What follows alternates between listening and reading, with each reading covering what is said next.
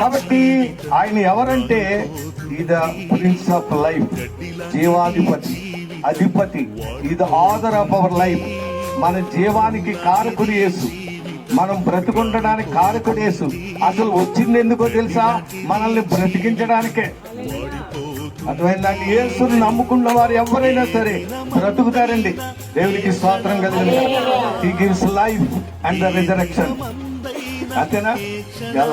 లాజరు గారు చనిపోయినప్పుడు అన్నారు కదండి ప్రభు ఏమని? లాజరు చనిపోయి ప్రభు నీవు ఇక్కడ ఉన్న బ్రతికే. ఇందాక అయ్యగారు చెప్పిన మాటలేంటి, ఇప్పుడు మనం వినే మాటలేంటి? చనిపోయినను మళ్ళా తిరిగి బ్రతుకును, బ్రతికి నా యందు విశ్వాసం ఉంచిన వాడు ఎన్నటికీ చనిపోడు. ఈ మాట ఎన్నటికీ చనిపోడు. చనిపోడు అంటే ఇప్పుడు మరి లక్ష్మి గారు చనిపోయారు కదండి అంటారు మీరు, అనుకోవచ్చు. కానీ ఆమె చనిపోలేదు. ఆమె ఏం చేస్తుంది? నిద్రిస్తుంది. ప్రభు తిరిగి ఎలాగైతే లేచారు దైవజనులు చెప్పినట్లు, మరలా ప్రభు వచ్చినప్పుడు ఆమె తిరిగి బ్రతుకుతుంది, లేస్తుంది. ఇది సత్యాన్ని మనం అందరం తెలుసుకోవాలి. కాబట్టి ఈ ద ప్రిన్స్ ఆఫ్ లైఫ్. యేసు ప్రభు ఎవరమ్మా? తెలుగులో చెప్పడం పద్ధతి. యేసు ప్రభు ఎవరు? జీవాధిపతి. జీవాధిపతి యేసు. జీవజలములు ఇచ్చేవాడు యేసు. జీవాహారం పెట్టేవాడు. జీవమును ఇవ్వడానికే యేసు ఈ లోకానికి వచ్చాడు. మనలందరినీ బాగు చేయడానికి యేసు ఇచ్చాడు. ఒకవేళ వ్యాధుల చేత, పాప భరణము చేత, పాపముల చేత, వ్యాధుల చేత, సాతాను కట్ల చేత ఎవరైనా భయపడుతున్నారేమో, మరణ భయము, యేసును నమ్ముకోండి. ఆ మరణాన్ని నుండి మిమ్మల్ని విడిపించి బ్రతికించి బాగు చేస్తాడు. నమ్మిన వాళ్ళందరూ స్తోత్రం చెబుదాం. హల్లెలూయా. ఏదో ఒక భయము మానవుణ్ణి సాతాను పట్టి పీడించేస్తుందండి. మరణ భయము. అర్థమైందంటే మానవుడిని పట్టి పీడిస్తున్నది ఏంటి? మరణ భయము.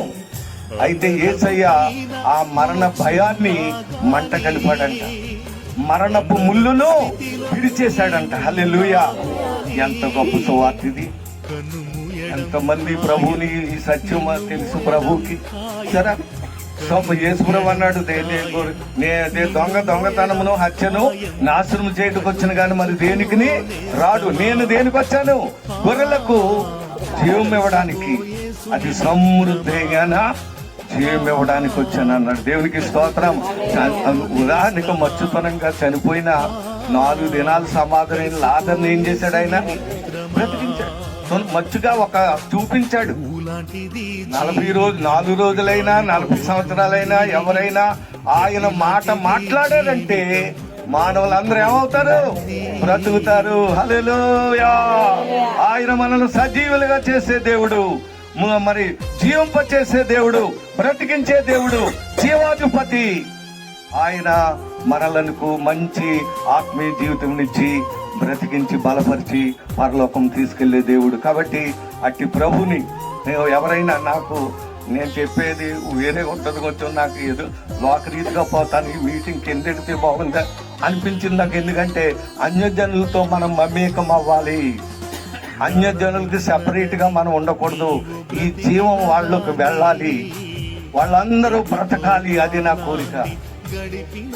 It has to go the life through our life to the gentile. ఈ జీవం మనం చూస్తుంటేనే వాళ్ళు బ్రతకాలి. మనలో అటువంటి మహిమ, ఆ జీవం, ఆ ప్రభావం కలిగి ఉంటే మనం ఎక్కడుంటే అక్కడ మనుషులు ఏమవుతారు? బ్రతుకుతారు. అర్థమైందండి? ఇది సువార్త. ఇది బ్రతికించే సువార్త. బ్రతకాలండి ప్రజలు. రోగులు స్వస్థత పొందాలండి. దెయ్యాలు వెళ్ళిపోవాలండి. ఆత్మీయ జీవితం ప్రజలు పొందుకోవాలి. సంఘంలో చేరి పరలోకం వెళ్ళాలి. అందరూ దేవునికి స్తోత్రం చెల్లిందా? ఇది నా సువార్త.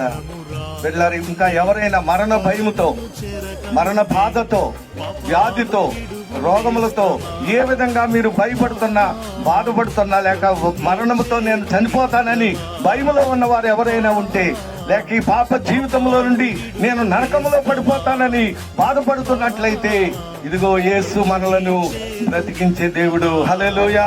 ఈ రోజు ఆయన నమ్ముకుంటే మనం ఆయన రక్షణ దొరుకుతుంది. ఆయన చెప్పినట్లు రక్షిస్తాడు. ఆ మరణమన్నిటి, ఆ పాపం నుండి, ఆ రోగాల నుండి, ఆ బలహీనతల నుండి ప్రభు విడిపించి స్వస్థపరిచి చక్కటి ఆరోగ్యమును, ఆత్మీయతనిచ్చి పరలోకం తీసుకెళ్తాడు. హల్లెలూయా. కాబట్టి ఆయన ఎవరండి?